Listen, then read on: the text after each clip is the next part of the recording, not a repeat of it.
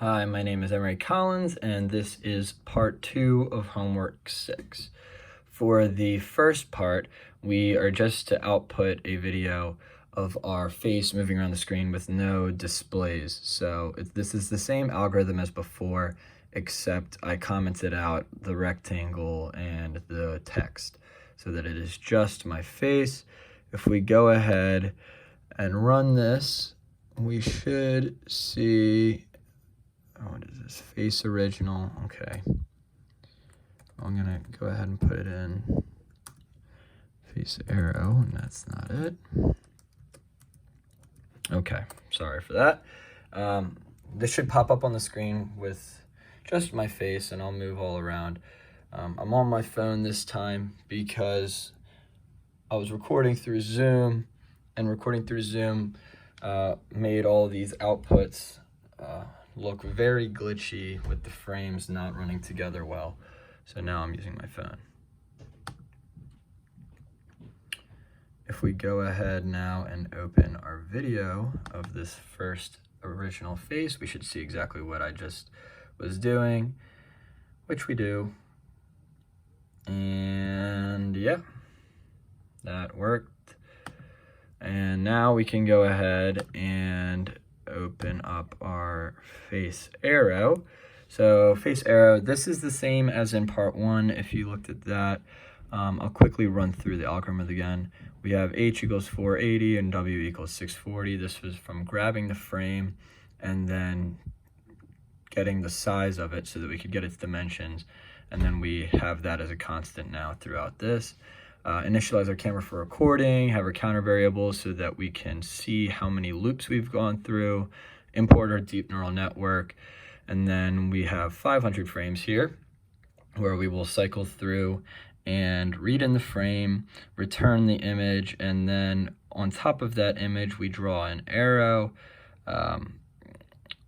I have it as centered on the screen, with 320 being the center in the X and 240 and the Y. Then we go ahead and draw those lines on top.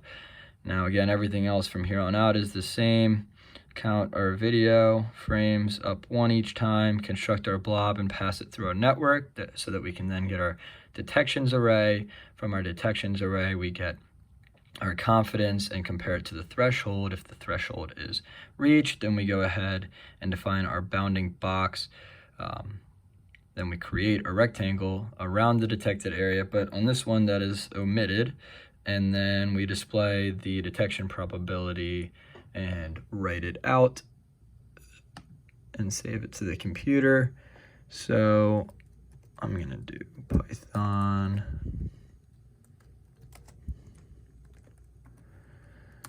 face detection arrow.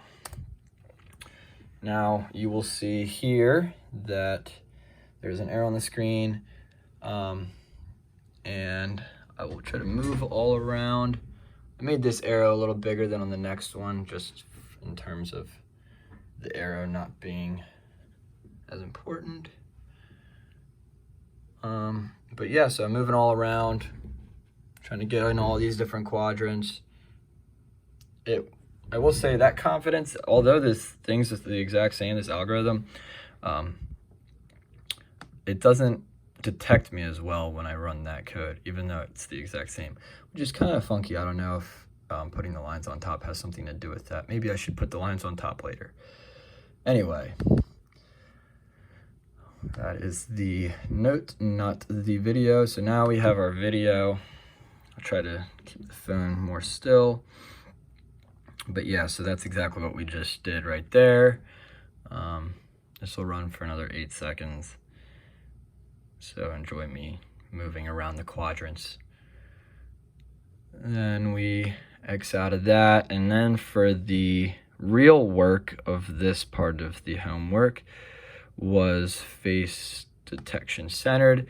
So in this case, we center the center of the detected area onto the center of the screen. Sorry if that was a bit redundant, but so this algorithm is the exact same up until we get to our while loop. In this case, Now we return our image, but then we also have a frame, which is just an array of zeros.